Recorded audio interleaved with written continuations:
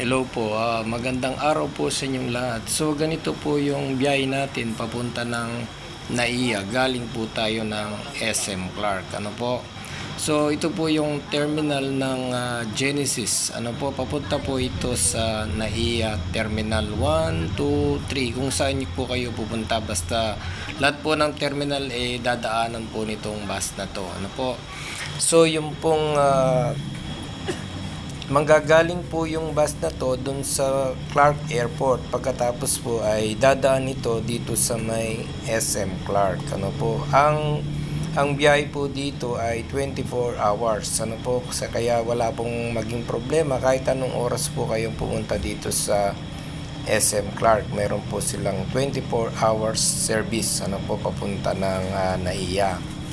Ang pamasahe po dito ay maabot po ng 430 pesos from SM Clark to NAIA. Alam niyo po, ang biyahe pong ito ay napakabilis, lalo na po sa mga nagbibiyahe dahil lang daan po nito ay dumadaan po ito sa Dao, tapos dun po sa NLEX papunta po ng Manila. Ano po? So ito na nga po at nandito na po tayo sa may Dao. Pero hindi po siya namimikap ng pasaheros dito sa may Dao. So diretso lang po, kung sasakay po kayo ay pumunta na po kayo dun sa SM Clark. Ano po? Marami naman pong upuan dun, kaya okay lang po na maghintay po kayo doon. Wala pong maging problema. So ngayon po ay nandito na tayo sa NLEX. Ano po? Napakaganda po ng daan na ito. Wala pong ka-traffic. Ano po? Tapos napakabilis pa ng biyahe natin. Alam niyo po, ang biyaheng ito ay umabot lang po ng 2 oras. Ano po? Kasi P2P po ito at papara lang po ito doon sa may NAIA. At ito na nga po, tinatahak natin itong kaba ng NLEX. Wala naman pong problema rito at wala rin ka-traffic. Ano po? Mabilis po yung biyahe dito. At ganoon din po pala, ito pong P2P ito ay mayroon din po siyang pabalik. Ano po? So manggagaling din po yun sa Terminal 3, dun sa bay number 16, sa dulo po siya, na kung saan nandun po lahat ng mga P2P bus sa pinakadulo po. Kung galing po kayo NAIA at papunta po kayo ng Clark Airport, ay pwede po kayong doon na maghintay. Ano po?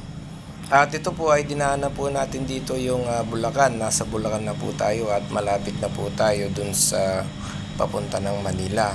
So kagaya po ng sinabi ko kanina, yung pong NAIA ay pwede po from NAIA to Clark. Ano po? Ganon din po yung operation nila, 24 hours po yun. Kaya kahit gabi po kayong umuwi ay wala pong magiging problema. Ang kagandahan po nito ay kung papunta po kayo ng SM Clark or sa Clark, ay nagbababa din po siya dun sa may Dao terminal. Ano po? Kung papunta po kayo ng norte, pwede rin po kayo bumaba doon sa may Dao terminal. At doon po ay marami po mga bus papunta ng norte. Ano po? At sa iba't ibang lugar po. Dahil yun po yung pinaka-common terminal dun sa Dao Terminal Bus Station. Ano po? So ngayon po, nandito na po tayo sa may Skyway.